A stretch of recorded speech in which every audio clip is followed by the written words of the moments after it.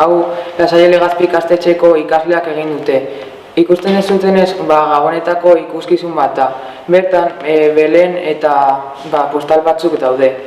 Ekintza hau oso polita eta interesgarria da zeren ikasleak egiten dutena da ikastetxean egin edo etxera eraman. Eta etxera eramaten dutenean gurasoen laguntza eta implikazioa lortzen dute eta ekintza hau oso polita bihurtzen da.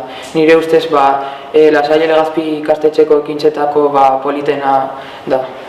Jaiotzak eta postalak egiten dira, familiarekin egoteko, familiarekin momentu on bat pasatzeko eta igarotzeko, eta gainera oporretan eta gabonak baldin badira magia berezi bat dute.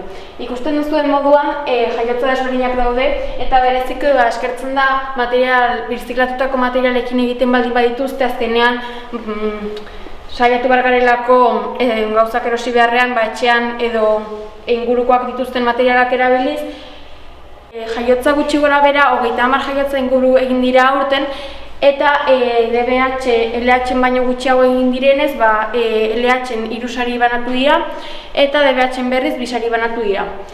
Postalak ere ikasle bakoitzak bat egiten ditu, horrelako askoz ere gehiago daude, eta ziklo bakoitzeko 3 sari banatzen dira, bai DBH-en eta bai LH-en.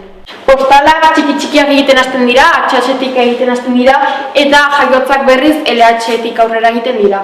Hemen adibidez ikusi dezakegu hau goma asko erabili duela, jaiotzetan oso arrunta dela erabiltzea, gauza asko egiteko materiala delako, eta gauzak forratzeko edo struktura desberdinak egiteko balio du. Birziklatutako materialekin egina dago, azkenean eguneroan erabiltzen ditugun tapoiak erabiltzen ditu lurra egiteko, eta gero goma espuma edo erabiltzen du struktura desberdinak osatu ahal izateko. Ere, pertsonaiak egiteko txapa desberdinak erabili ditu eta hainbeste material erosi beharrean egunerokoan erabiltzen ditugun gauzak erabiltzen ditu.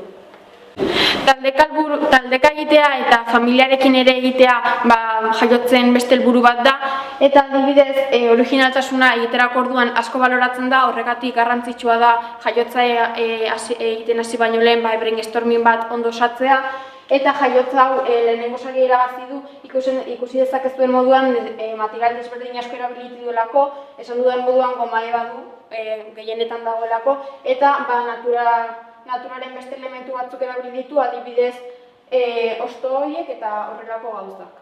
Eta hemen zela erizten ditugu postal eta jaiotza guztiak erakusgai, eta gain Fernandok esango dizue zein egunera arte eta dezakezuen jaiotza desberdinak eta postalak ikustera. Ikusi dezutenez, ikuskizun hau oso polita eta interesgarria da, eta erakustea baino gonbidatzen zaitugu hona etortzera eta bisita bat egitera. Ikuskizun hau ikusgai egongo da urtarrilak 7raino. Espero dugu zuek etortzea eta bisitatzea.